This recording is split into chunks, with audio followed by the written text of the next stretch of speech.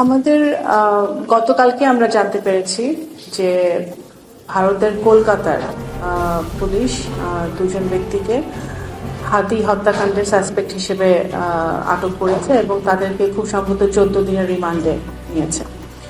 তো আমাদের ইতিমধ্যেই আমাদের কলকাতার যে আমাদের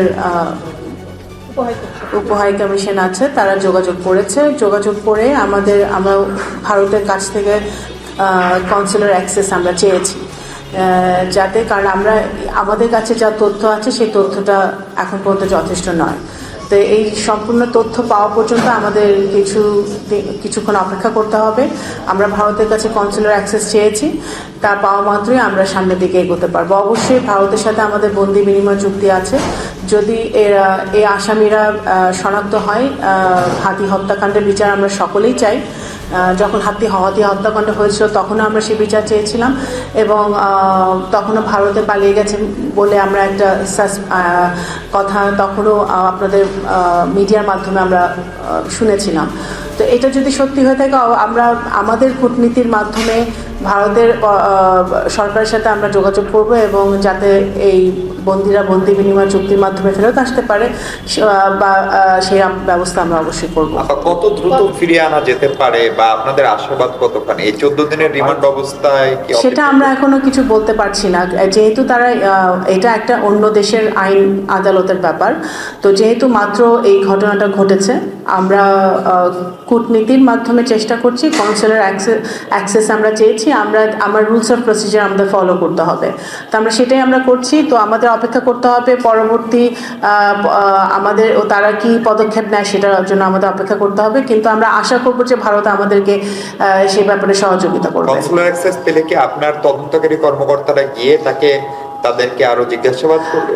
চিজি আইসক্রিমের সাথে ভেলভেটি কেকের মিশ্রণে পোলার রেড ভেলভেট আইসক্রিম, মন ভালো থাক। কনসুলার অ্যাক্সেস পেলে আমাদের রুলস অ্যান্ড রেগুলেশনস অনুযায়ী আমাদের কর্মকর্তারা অবশ্যই তাদের বন্দীদের সাথে তাদের পরিচয় আরও শনাক্ত করতে পারবে, যাচাই করতে পারবে এবং সত্যতা যাচাই করে আমাদের পরবর্তী পদক্ষেপ তখন আমরা নিতে পারবো। সরকারের সাথে কোনো যোগাযোগ হয়েছে ইন্ডিয়ান গভর্নমেন্টের সাথে এই বিষয়ে?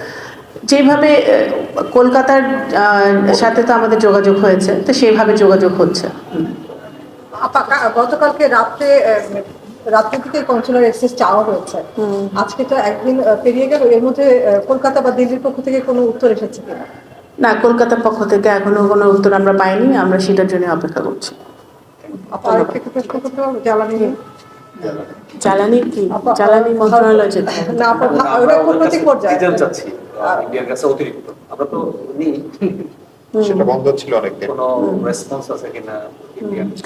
দেখুন, ভারতের সাথে আমাদের অনেক ইস্যু আছে। আমরা ডিজেল চাচ্ছি, আমরা পানি চাচ্ছি, আমরা সীমানায় হত্যা বন্ধ চাচ্ছি, আমরা অনেক কিছু চাচ্ছি। তা এখন ওনারা ভারত সরকার থেকে বলা হয়েছে তারা বাংলাদেশের সাথে সুসম্পর্ক রাখতে চায় নতুনভাবে, যেহেতু বাংলাদেশে নতুন সরকার এসেছে, তারা নতুনভাবে বাংলাদেশের সাথে সম্পর্ক স্থাপন করতে চায়। একটা মিউচুয়াল রেসপেক্টের মাধ্যমে তারা সামনের দিকে এগিয়ে যেতে চায়। তো তারা যেই কথাগুলো বলেছে, যে স্টেটমেন্টগুলো করেছে, যদি ভালো কূটনীতি বা ডিপ্লোমেসি যদি আমরা বজায় রাখতে চাই দুই দেশের মধ্যে, তারা সেই কথাগুলো তাদের আলোকপাত করা উচিত। একটু যদি এর আগে গভর্নমেন্ট, আপনি জানেন যে আউটস্টেট প্রাইম মিনিস্টার শেখ হাসিনাকে ফেরত আনার ব্যাপারে একাধিকবার রিকোয়েস্ট করেছিল ইন্ডিয়াকে। আমরা জানি ইন্ডিয়া কোনো রেসপন্স করেনি। এই গভর্নমেন্ট এসে ওই কলটাকে রিনিউ করবে আবার? আমি এই প্রশ্নের উত্তর আগেও দিয়েছি, এটা চলমান প্রক্রিয়া চলমান আছে। আমাদের সরকার মাত্র এসেছে।